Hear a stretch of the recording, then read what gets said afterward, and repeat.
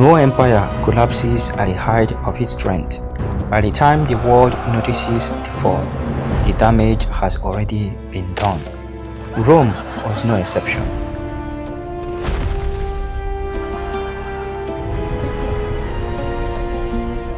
From the outside, the empire still looked invisible.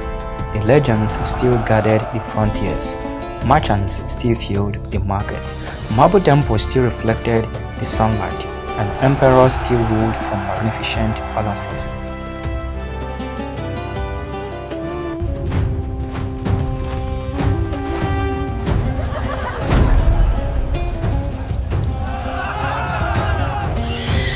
But beneath the polished stone, something was changing.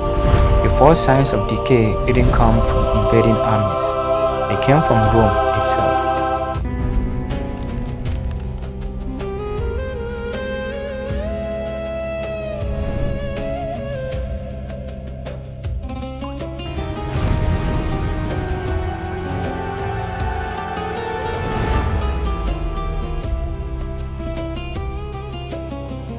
One of the greatest strengths of the Roman Empire had always been its leadership. Strong emperors brought stability. Capable generals secured the borders. Experienced administrators kept the vast machinery of the empire running.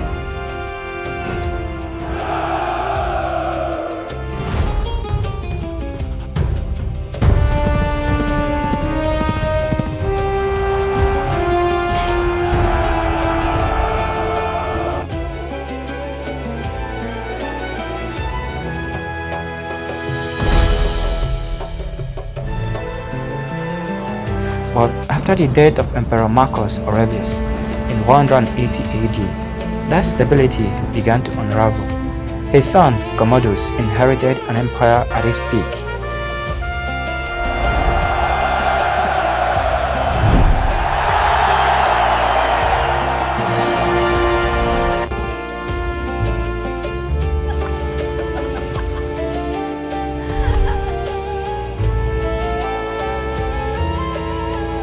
Yet, unlike the rulers who came before him, he showed little interest in government.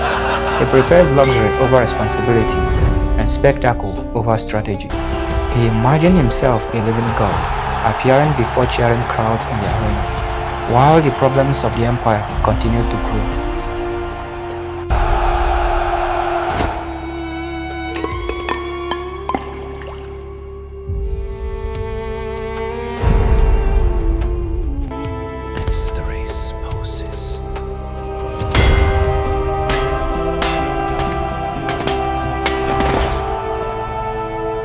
When Commodus was assassinated, he left behind more than an empty throne. He left behind uncertainty. Power became something to be fought over rather than responsibly inherited. Generals declared themselves emperor. Armies chose sides.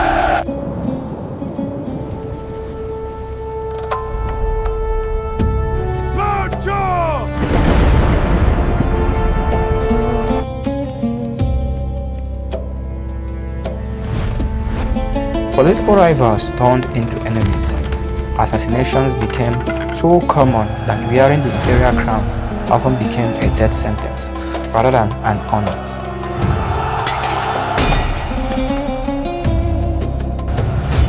During one chaotic period known as the crisis of the 3rd century, the empire cycled through more than 24 emperors in just 50 years.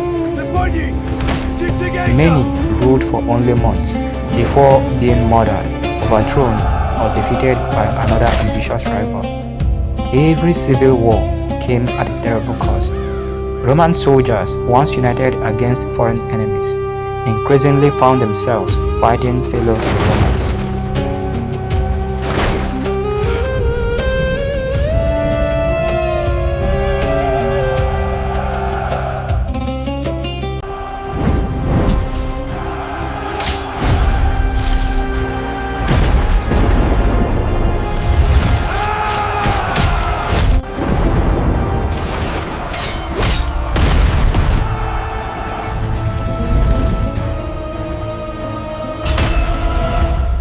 Now, if you enjoy watching history videos told in the form of a movie, then I recommend you to consider giving us a like and also subscribing to the channel, but at least just give us a thumbs up. It really helps with the algorithm. Thank you. Resources that should have defended the empire's borders and instead spent settling internal struggles. Each victory weakened Rome, even when Romans were the ones who won.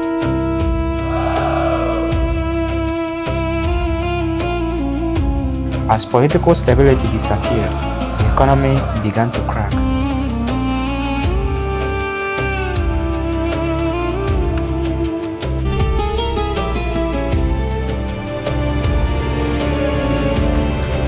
Running an empire of this size was expensive. Roads had to be maintained, armies had to be paid, cities required grain, infrastructure, and public services. But as war became more frequent and tax revenues declined, emperors searched for desperate solutions. One of those solutions was to reduce the amount of precious silver in Roman coins.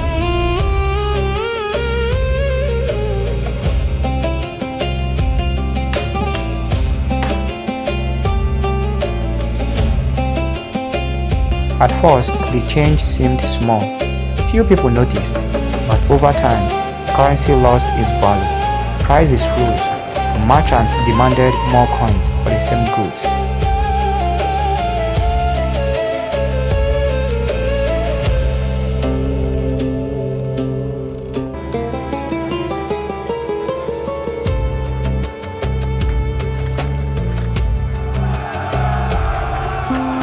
Savings became worthless with every passing year. What we now call inflation spread across the empire, making everyday life increasingly difficult for ordinary families. To cover the growing cost, taxes continued to rise. For wealthy landowners, higher taxes were frustrating. For farmers and laborers, they could be devastating. Many abandoned their land because they simply could not afford to keep it. Others fell into debt, becoming dependent on powerful landowners for protection and survival. The gap between the rich and the poor widened until it became impossible to ignore.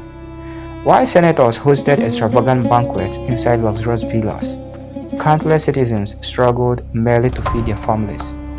The empire still projected an image of prosperity, but that prosperity was no longer shared equally. The foundations of Roman society were beginning to shift. The legions that once conquered the world could no longer fill their own ranks.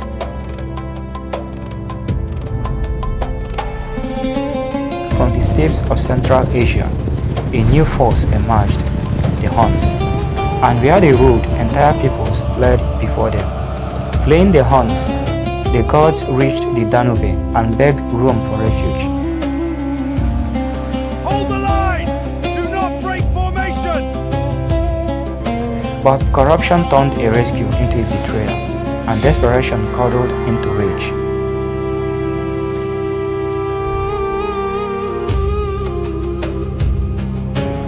As Adrianople, the unthinkable, happened, the Roman army was annihilated, and an emperor died on the field. For the first time in centuries, Rome learned it could be broken. In 410 AD, Alaric's Visigoths entered Rome. The city that had never fallen finally did. The Vandals seized Rome's richest provinces in North Africa, and with them, the grain that fed an empire. Less than 50 years later, Rome fell a second time, this time to the Vandals. One by one, the western provinces slipped away. The empire was no longer shrinking, it was disappearing.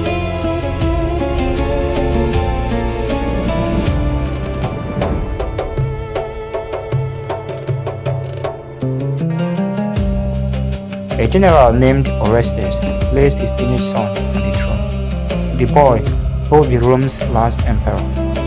He carried the names of Rome's founder and its first emperor, yet he ruled nothing at all.